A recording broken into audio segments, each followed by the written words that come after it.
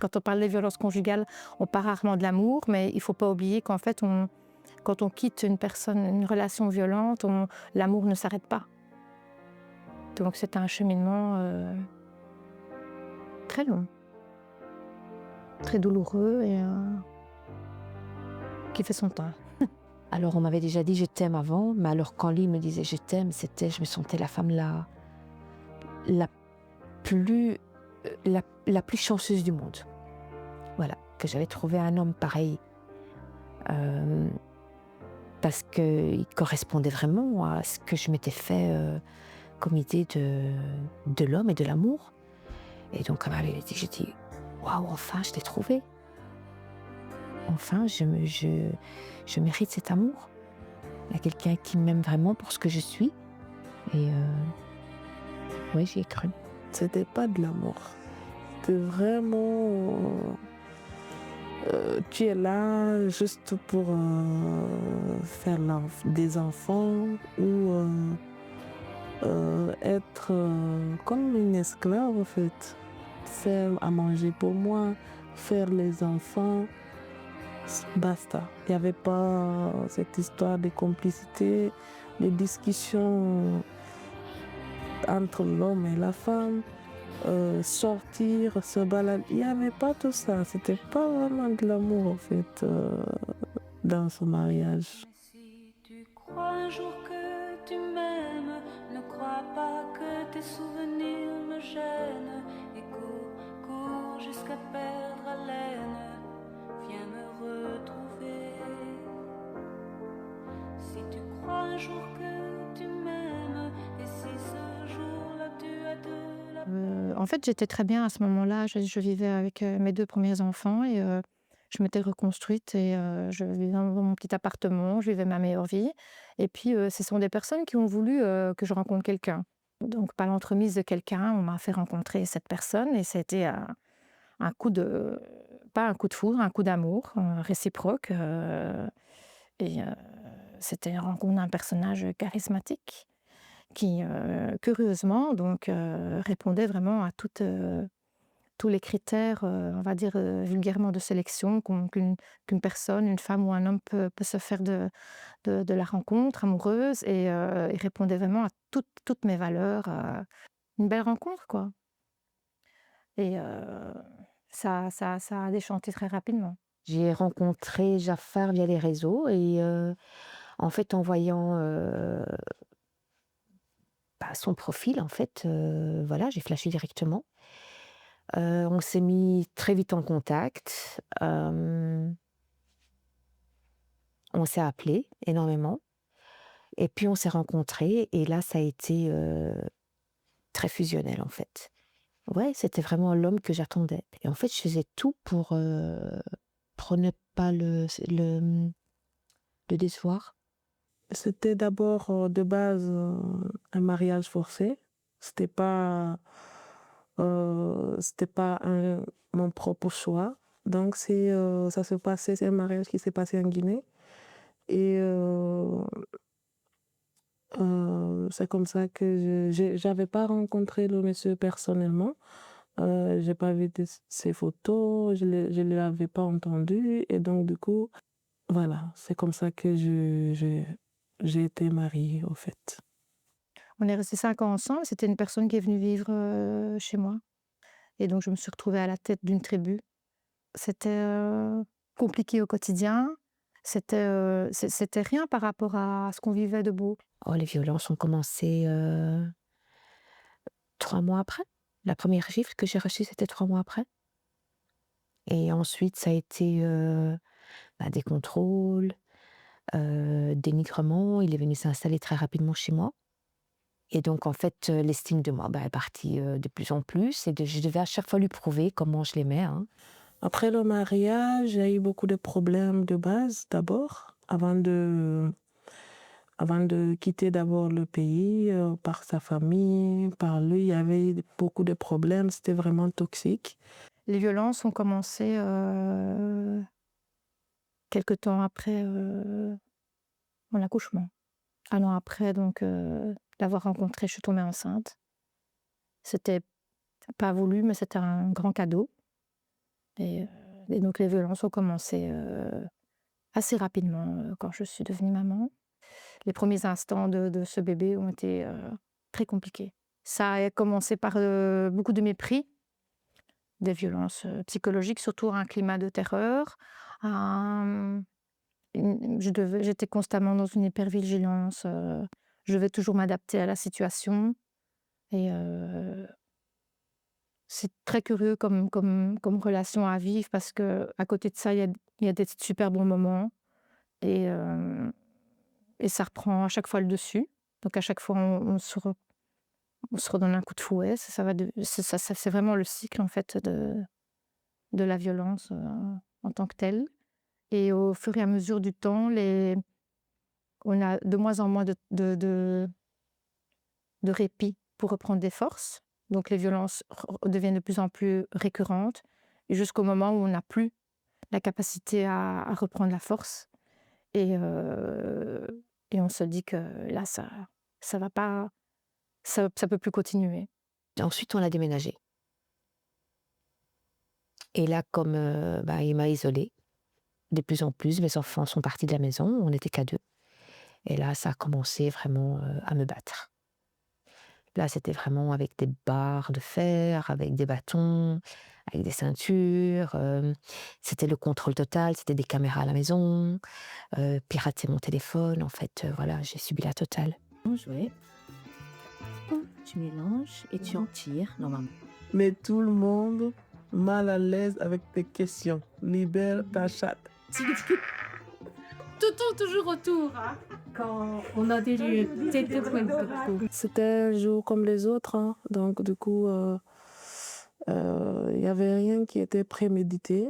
C'était vraiment sur le coup. Il fallait que je me sauve. C'est comme quelqu'un qui est en danger et finalement se décide de se sauver, quoi, décide de partir pour sauver sa vie, pour sauver la vie de ses enfants aussi en même temps.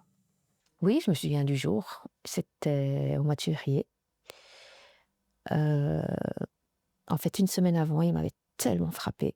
Mais il m'avait tellement frappée que j'avais du sang plein la bouche et j'avais ma tête super gonflée. Et il m'a empêchée de me soigner. Donc en fait, j'ai été malade toute la nuit. Donc j'ai pas pu satisfaire monsieur. Et donc j'ai vu comment il était frustré le matin et la façon qu'il m'a parlé. Et au moment où il est parti, il est sorti de la maison. Donc j'ai regardé par la fenêtre, j'ai dit si je pars pas maintenant, ce soir il me tue. L'élément déclencheur, pour que je parte, c'est quand, je me suis rendu compte que ça pouvait avoir, un impact sur les enfants et ça, c'était pas possible pour moi. Donc j'étais constamment partagée entre: «Il faut que je reste parce que cette famille recomposée, je la rêve, je l'aime, ils s'entendent bien, ça se passe bien et puis je peux pas les laisser» et aussi le fait qu'il fallait que je sauve ma peau, quoi. J'étais terrorisée, j'avais peur, je l'aimais encore. Je savais que j'allais le regretter, mais qu'en même temps, c'est ce qu'il fallait que je fasse. Oui, j'avais peur de regretter mon choix parce que il y avait des moments où il était très affectueux, il était là pour moi. Même si c'est lui qui me faisait du mal, après c'était lui qui me soignait. J'étais tombée malade, donc il me faisait mes piqûres. Mais voilà, il était là.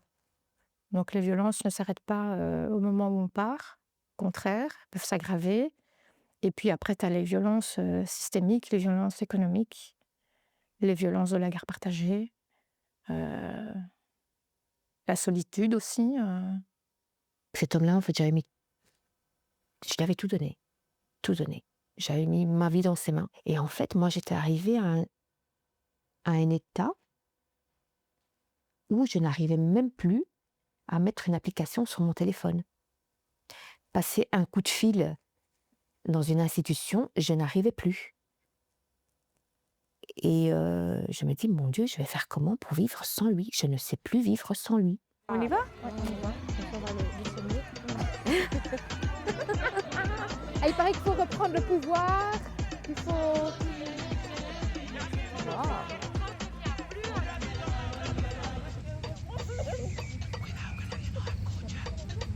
J'étais vraiment une jeune fille qui avait plein de rêves, des rêves vraiment, mais je pense que dans mon milieu à moi, ça dérangeait que je sois une personne comme ça. Et du coup, j'étais une personne joyeuse et qui faisait son petit commerce, qui était un peu indépendante dans sa tête et aussi un peu financièrement à sa manière, qui ne comptait pas vraiment sur l'aide de quelqu'un et tout. Donc, bon, j'ai pas dit que j'avais pas cette idée du mariage et tout, mais c'était pas tout de suite. J'avais mes projets, je voulais être médecin, je voulais être plein de trucs, faire un métier qui va me suivre toute ma vie, que j'aime. Donc, vraiment, j'étais une personne très heureuse avant ça.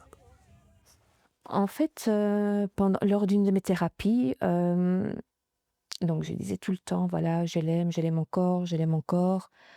Hem et là-dessus, on m'a posé une question et on m'a dit: «Mais Victoria, si tu rencontres cette personne aujourd'hui, en sachant tout ce que tu as subi, est-ce que tu aimerais cette personne?» Et j'ai dit: «Non». Et là, en fait, je me suis en fait, j'ai réalisé qu'en fait, je n'aimais pas la personne. J'ai aimé j'ai aimé ce qu'il m'a montré au début, mais je n'ai jamais aimé cette personne. Avant, oui, je l'ai été. Dans le corps de cette jeune fille que je t'avais dit, oui, j'avais cette façon, ma façon de voir l'amour. J'étais une grande romantique,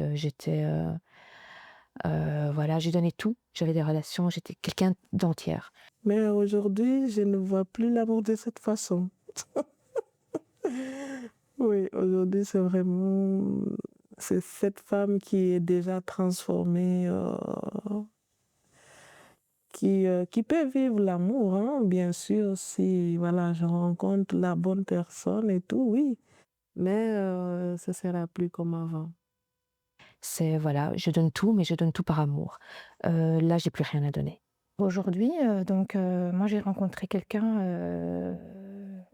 il y a 5 ans, quelqu'un qui est, très bienveillant, qui est à mes côtés, qui me soutient, hem, qui prend soin de moi, de mes enfants, de la relation, mais on ne vit pas ensemble. Pour moi, c'est pas que j'y mets un point d'honneur, mais j'ai besoin d'avoir cette bulle. Je crois plus en l'amour, en tout cas entre partenaires, je peux plus y croire. Non, là, je me pose des questions. Est-ce qu'on peut aimer une seule personne? Est-ce qu'on peut encore aimer? C'est quoi l'amour? Hem, non, je cherche encore ce que veut dire, aimer dans un couple. Vraiment, j'ai beaucoup d'amour à moi, compassion et j'aime les gens. J'aime les gens. Je ne peux pas rester sans aimer les gens. C'est comme ça, c'est ma nature. J'y peux rien contre ça. Moi, je pense que si on ne s'aime pas totalement, on peut pas aimer quelqu'un d'autre. Donc moi, j'apprends d'abord à m'aimer pour pouvoir un jour peut-être aimer quelqu'un. Est-ce que tu t'aimes là? Je m'aime. Ouais. J'ai retrouvé une part de moi que j'avais perdue en route. Mais pas totalement encore. Mon parcours de femme, avec les différentes, les obstacles que j'ai pu traverser n'ont pas, freiné cette envie d'aimer, cet amour des hommes en fait, hein, tout simplement et de l'espoir dans la vie de couple.